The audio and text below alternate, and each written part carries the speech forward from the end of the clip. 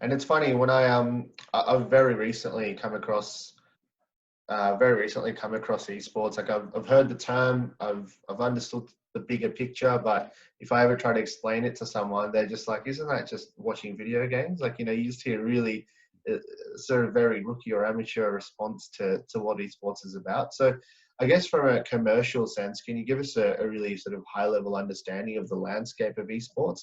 Just like traditional sports would have their players, their coaches, the fans that come to the games. How does it work in esports land? Yeah, it's hard to get your head around until you actually go to one of these events or become part of the ecosystem. It does seem crazy turning up to a stadium to watch people just watch video games, but my view is once you go to one of these events, the atmosphere is unbelievable. It's right up there with any of the traditional sports events in the world I've been to, and I've been to a lot. It's Right. just that shared experience of whether it's basketball, tiddlywinks, or computer games happening in the middle. When something good happens, everyone cheers. When someone messes up, everyone holds their head. There's fans of one side or the other. It gets quite parochial. But yeah, from a stadium event, it's obviously the players are in the middle, but most of the action you're watching up on the big screen. But as with all these things, it's about the entertainment, it's about the show. I was at the World Championships for League of Legends over in Paris last year. It was absolutely phenomenal. Just holograms and the integrations of all the partnerships. There's a partnership with Universal Music.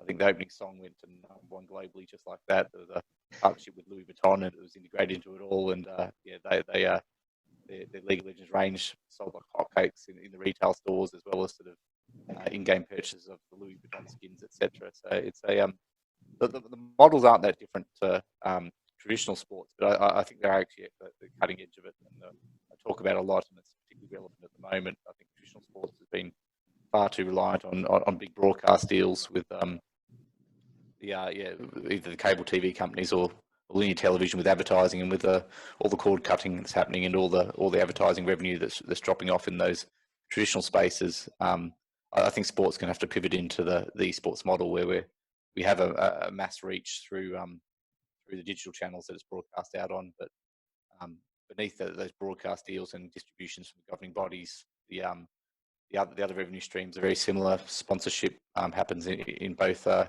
traditional sports and esports. There's merchandise. You can buy your caps and your hoodies or your jerseys just like you can in traditional sports, but also has digital merchandise within the game. So our IP can be bought by players in the game to dress up their characters or their champions in our IP.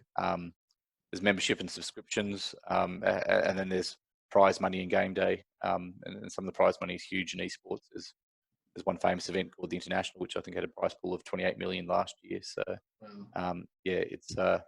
it's big business, although very dangerous to build a business model around winning and losing. Right. And can you tell us about what you're doing with esports High Performance Center? There's Excel Interactive and the company you mentioned in Sydney, Genevieve Capital. Yeah.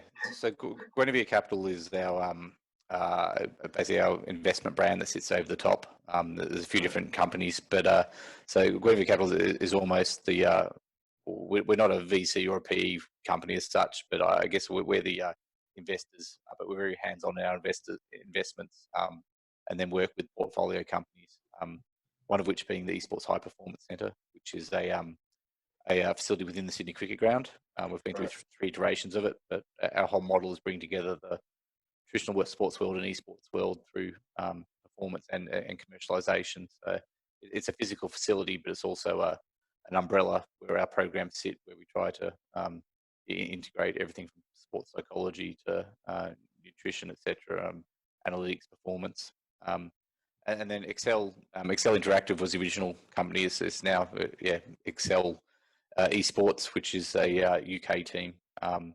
So that was a sort of a lower tier team when we bought them, but we managed to go through a process and get them into the League of Legends European Championships, which is one of the big franchise leagues over there, which I think is public knowledge that it's a 10 million euro buy-in. So it was some significant fundraising and a significantly larger operation than what we do in Australia. But we've got some great private equity partners in the J&J group over there, and it's a really exciting space to be in, and it's just that, I guess, that step up. There's so much investment going into it that the level is so much higher.